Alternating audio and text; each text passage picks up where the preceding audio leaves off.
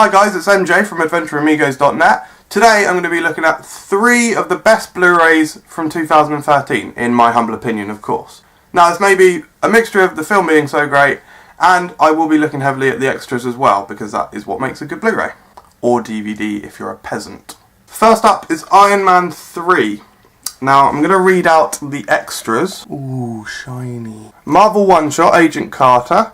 Iron Man 3 Unmasked, Deconstructing the Scene, Attack on Air Force One, Deleted and Extended Scenes, Gag Reel, Exclusive Behind the Scenes Look, Thor the Dark World, and commentary by Shane Black and Drew Pearce. First of all, the film itself, absolutely awesome.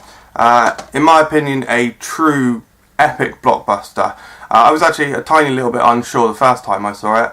The whole Mandarin thing, not going to spoil it, but if you're a comic fan and you watched it, you kind of know the Mandarin thing, was a bit of a sucker punch to me. But after I got over that, I did realise that it was bloody amazing. The film was just hugely amazing in scope. I just loved the wittiness, just all of it. Really nice, interesting story as well. It's quite different from the usual affair, including the last 2 Iron Man films. Now, the extras on Marvel Blu-rays, DVDs, whatnot, are extra special because they contain these Marvel one-shots. They've been doing it for, I think, all the way back since to Iron Man, maybe, possibly, or at least on most of them.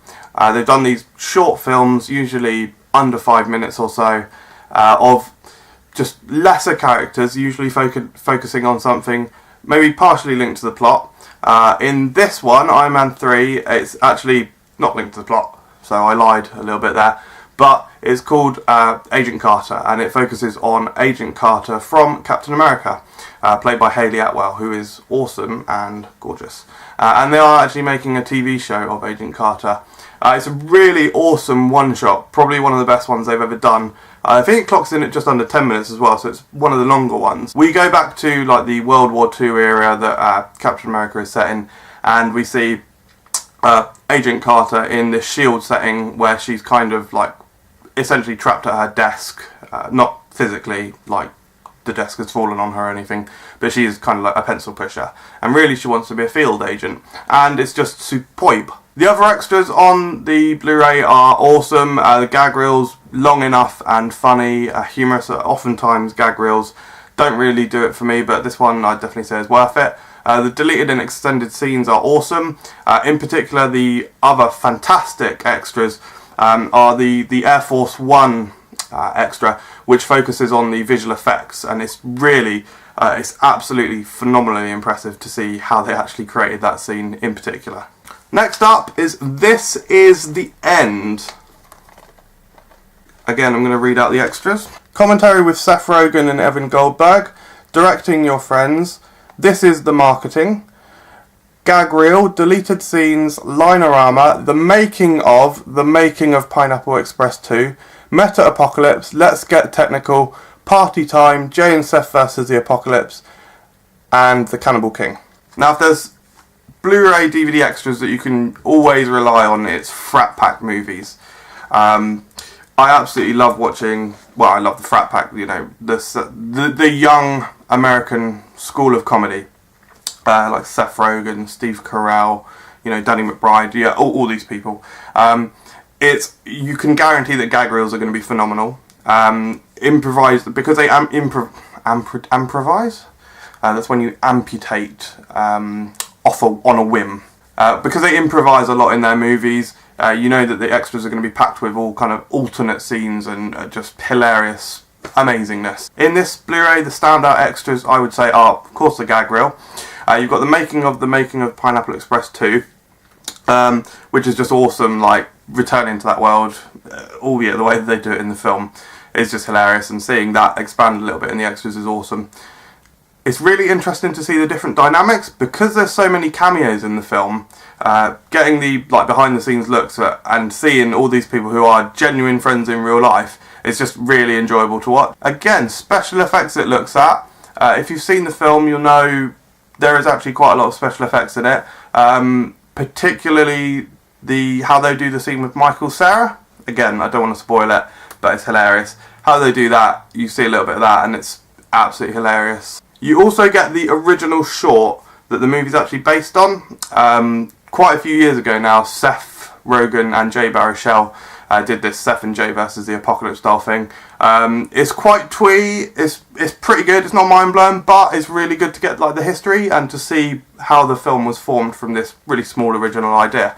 Yeah, so honestly the extras are hilarious. Like in the actual film there's a scene where Danny McBride and James Franco have an argument about Danny McBride masturbating, and it's absolutely hilarious. It's one of my favourite films, one of my favourite scenes in the film.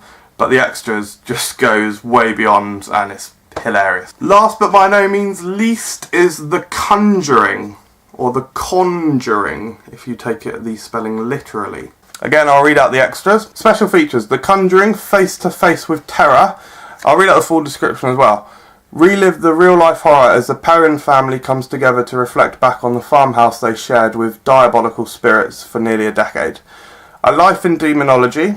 The real demonologist and paranormal experts from The Conjuring take you inside their life's work and into their personal occult cellar, where they keep haunted and unholy relics from their many cases. And finally, scaring the out of you, director James Wan (Saw and Insidious) welcomes you into his world and gives you an inside look at the secrets that scare the out of moviegoers time and time again. So there's only actually 3 extras. So the reason I picked this film is A, because the film is, in my opinion, a recent horror masterpiece.